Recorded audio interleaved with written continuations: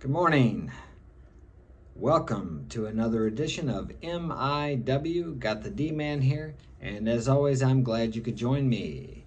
Today's topic is high status, healthy relationships, high value. You must become a high value man before you're going to attract a high value woman. If you look at your woman, you think, my God, she's messed up. You need to go take a look at yourself in the mirror because she's just reflecting back to you what you are. Yes, I know that's a tough pill to swallow, but it's true. So here we go. But first, smash that like button, subscribe, share this with a friend. And if you'd like to get my help personally, Mark's Inspirational Guidance at gmail.com. Without further ado, here we go. Number 5, it's a continuation of what we were doing yesterday and the day before. A healthy relationship means two healthy individuals. Yeah, well, good luck with that. We all got some baggage and we all got some problems. But are you working on yourself? Are you improving yourself? Are you looking at yourself in the mirror instead of focusing on all the faults you think everyone else has and complaining about them? I've done all that, so I understand. It's easier to do.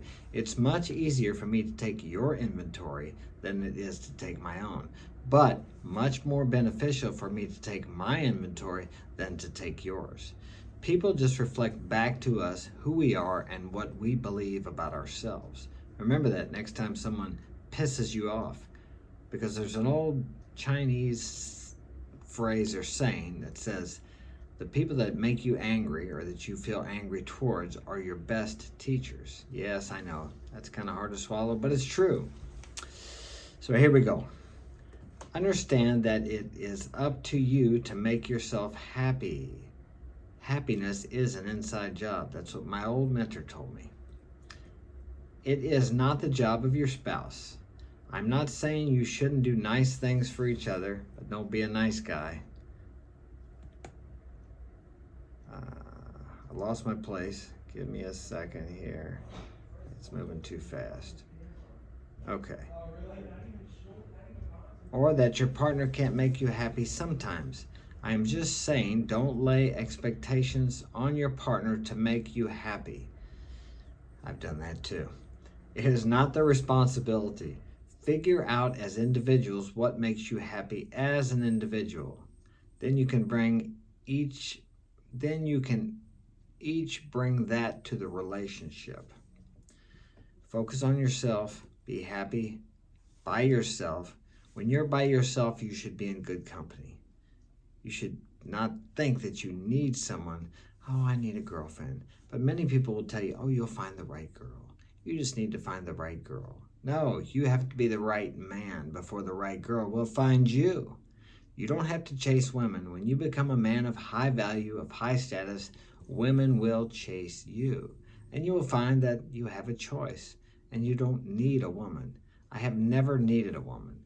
I'm not saying there haven't been times in my life where I felt that I needed her, but I knew logically, as a man, emotionally, I may have felt like I needed her. But I'm going to tell you what, if a girl's going to be your woman, your girlfriend, your steady, your number one, she needs to be a certain way. You need to have boundaries and guidelines for people that you allow into your life. If they're not contributing to your life, if they are a liability to your life, you need to cut them out. You need to walk away from them. If they're not contributing, if they are not an asset, if they are not a complement to your life, why do you allow them to stay in your life? Cut them out. Get rid of them. They'll find their way. You can't save anybody. What's the old thing? Captain, save a garden tool. I got to keep this YouTube compliant. Okay, here we go. Your happiness is your responsibility. Oh, that was from a girl, Mandy. Everyone talks about sacrifices in a relationship. You're supposed to keep the relationship happy by consistently sacrificing yourself to your partner and their wants and needs. Yeah, don't do that. It's true that every relationship requires each person to consciously choose to give something up at times. The problem comes when all of the relationship's happiness is contingent on the other person, and both people are in constant state of sacrifice. Just read that again. Well, okay. The problem comes when all of the relationship's happiness is contingent on the other person. That's called codependency. And both people are in constant state of sacrifice. Doesn't it sound horrible? Yes, it is. And it's also horrible if you're giving and giving and giving and you're not receiving. Many people say, well, if you love someone, you give without expecting anything in return. I do that all the time. But when you give to a person you are in a constant, ongoing relationship with, you need to be aware of what's coming back to you. Now, I'm not saying if you give her this, she should give you that, because that's like conditional. That's a conditional relationship or transactional. Okay, but you definitely need to be aware of what's coming back to you. If you're giving much more than she is consistently all the time, then you need to cut her loose. Okay, now that doesn't mean it's going to be 50-50 all the time. There are going to be times when maybe she's giving you more, and there are going to be times when maybe you're giving a little more. But you should always go by the 2/3 rule. For every 2 things she does for you, you should do 1 thing for her. Yeah, I know that's not 50-50, but that's the way it works. You have to give women what they want, what keeps them attracted to you, not what they say they want. And my door just opened. The dog probably is coming in here. Okay, with 6 kids and 2 chihuahuas, sometimes it's hard to keep the quiet here. And now my boys are up making noise. But hey, I love it. I have a great life. It's not perfect. Or is it perfect? Here we go. Okay. A relationship based on constant and mutual sacrifices can't be sustained and will eventually become damaging to both individuals. Crappy codependent relationships have an inherent stability because you're both locked in an implicit bargain to tolerate the other person's bad behavior because they're tolerating yours. And neither of you wants to be alone. On the surface, it seems like a case of compromising in relationships because that's what people do. But the reality is that resentments build up and both parties become the other person's emotional hostage against having to face and deal with their own bullcrap. It took me 14 years to realize this. By the way, and that's from Karen. Okay. You can learn from women. A healthy and happy relationship requires 2 healthy and happy individuals. Yeah, I'm going to tell you what. I am about as happy as I've ever been. I'm content. I'm fulfilled. But it's taken me years to get here. Now, there are people that get there without it taking years. But you can't look for the perfect person. Everybody's got some baggage. Everybody's got some childhood trauma. Or at least I've never met anyone who hasn't had. And you look back through the stories of history, and how many of those people grew up with a Leave It to Beaver family.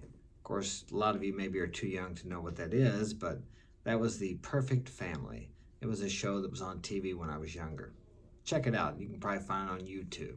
It's like Ward and June Cleaver, and the 2 boys, Beaver and Wally.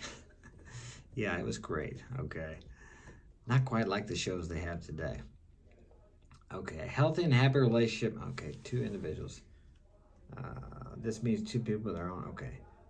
A healthy and happy relationship requires 2 healthy and happy individuals. Keywords here, individuals. That means 2 people with their own identities, their own interests and perspectives, and things they do by themselves on their own time. Now, that doesn't mean your girlfriend needs to be hanging out with her guy friends or her ex-boyfriends or posting on Instagram all these sensual pictures and never putting you on there. What is she doing that for?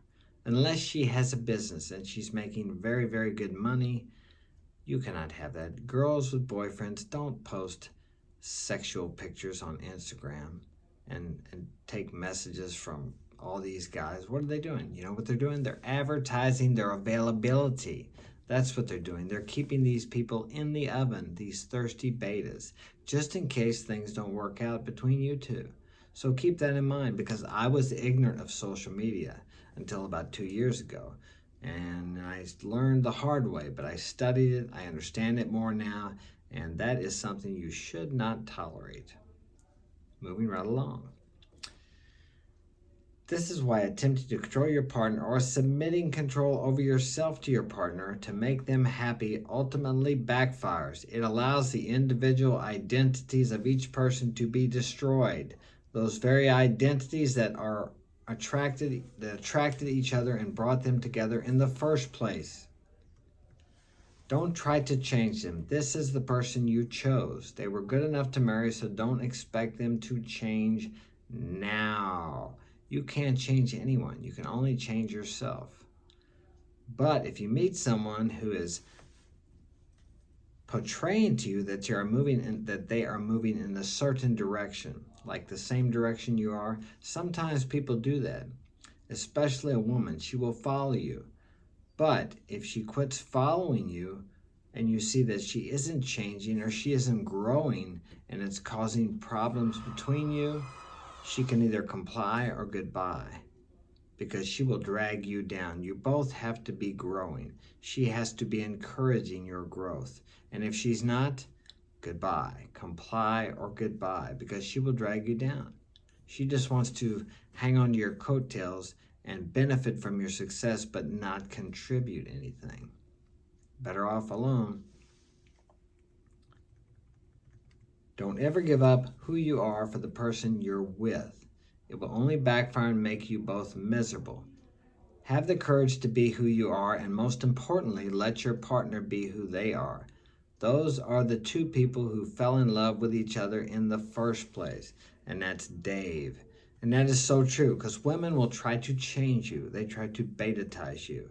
And you know what happens when you comply with them and you do everything they want you to, and you logically think that that's going to make the relationship better? Because if you were in a business deal with a man, that would. If you guys worked together and compromised, that would. Okay, but with a woman, she will lose respect for you, and she will have you the way she wants you, and she will say, I don't know what happened.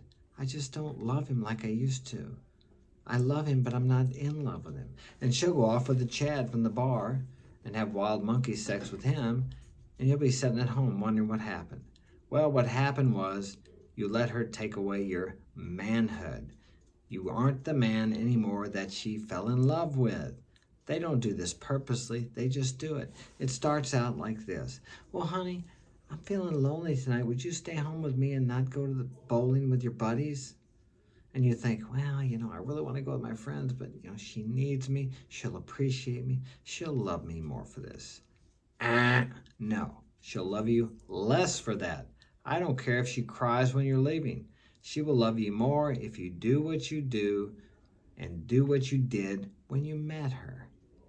Don't change for her. Don't change for anyone except yourself.